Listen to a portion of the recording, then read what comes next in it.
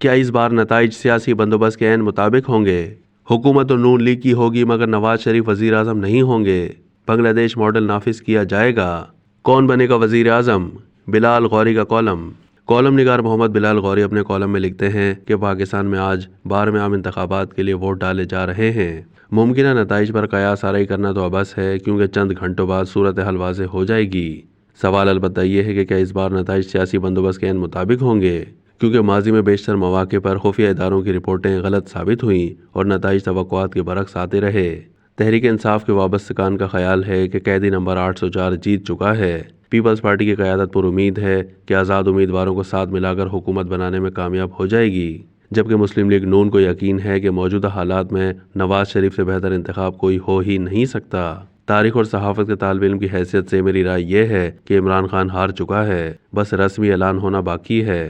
انتخابات میں مسلم لیگ نون کی کامیابی نوچتہ دیوار ہے۔ یہ غلط فہمی بھی دور کر لیں کہ حالیہ انتخابات کے بعد مخلوط حکومت بنے گی اور پیپلز پارٹی سمیت پی ڈی ایم میں شامل جماعتیں اس سیٹ اپ میں شامل ہوں گی۔ بعض سرچہ نگار یہ قیاس آرائیاں کر رہے ہیں کہ حکومت تو مسلم لیگ نون کی ہوگی مگر نواز شریف وزیر اعظم نہیں ہوں گے۔ ممکن ہے کہ شہباز شریف سربراہ حکومت ہوں یا پھر یہ منصب مریم نواز شریف کے حصے میں آئے اور میاں نواز شریف خود صدر مملکت کے طور پر سربراہ ریاست کا کردار سنبھالیں۔ میری دانش میں یہ سب باتیں بے بنیاد اور زمینی حقائق سے کوسوں دور ہیں۔ موجودہ اسٹیبلشمنٹ کے ہاں یہ سوچ پائی جاتی ہے کہ سیاسی عدم استحکام اور کمزور سیاسی حکومتوں کے باعث معاشی ترقی و خوشحالی کا خواب پورا نہیں ہو سکا اور پاکستان ہمسائے ممالک کی نسبت اس دوڑ میں بہت پیچھے رہ گیا۔ مثال کے طور پر بنگلہ دیش میں جنوری 2009 سے شیخ حسینہ واجد برسر اقتدار ہیں۔ بھارت میں 2014 سے مودی سرکار کی پالیسیاں چل رہی ہیں، جبکہ پاکستان میں 2008 سے اب تک 6 منتخب وزراء اعظم رخصت ہو چکے اور 7ویں سربراہ حکومت کا انتظار ہو رہا ہے۔ لہٰذا ہمسایہ ممالک جیسی کارکردگی درکار ہے تو پھر مضبوط، مستحکم اور یک جماعتی حکومت بنانا ہوگی۔ قصہ مختصر: مسلم لیگ نون مرکز پنجاب اور بلوچستان میں حکومت بنائے گی، خیبر پختونخوا میں جمعیت علماء اسلام، مسلم لیگ نون اور ممکنہ طور پر ANP یا جماعت اسلامی کی ملی جلی سرکار بن سکتی ہے، جبکہ سندھ کی حکومت بدستور پیپلز پارٹی کے پاس رہے گی، البتہ وہ مرکز میں حصے دار نہیں ہوگی۔ میاں نواز شریف وزیر اعظم ہوں گے۔ اگر ہنگامی اور غیر متوقع صورتحال نے سب کچھ درہم بھرم نہ کر دیا تو مستقبل کا منظرنامہ کم و بیش یہی ہوگا، لیکن کچھ گتھیاں ابھی تک سلجھنے میں نہیں آ رہی۔ مثلاً توقعات کے مطابق نتائج آنے اور حکومت بن جانے کے بعد کیا ہوگا؟ کم یا زیادہ مگر تحریک انصاف کی مقبولیت ایک حقیقت ہے، اس سے انکار نہیں کیا جا سکتا۔ کسی بھی سیاسی جماعت کو طاقت کے زور پر وقتی طور پر تو دبایا جا سکتا ہے لیکن ہمیشہ کے لیے ختم نہیں کیا جا سکتا۔ فی الحال فتح تو کر لیا گیا ہے مگر اذہان و قلوب کو مسخر نہیں کیا جا سکا۔ گھائل کرنے کے بجائے قائل کرنے کے لیے متبادل سیاسی بیانیہ درکار ہوا کرتا ہے جو ابھی تک منصۂ شہود پر نہیں آیا۔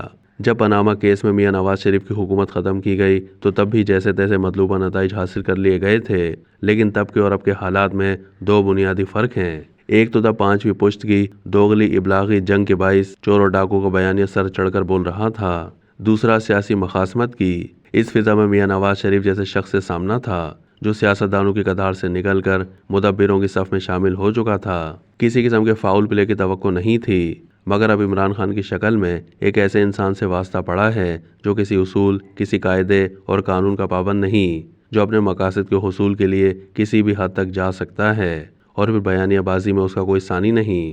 کسی بھی رہنما کو طویل عرصے تک پابند سلاسل نہیں رکھا جا سکتا۔ جس طرح نواز شریف کو رہا کرنا پڑا، اسی طرح عمران خان بھی ایک دن آزاد ہوں گے۔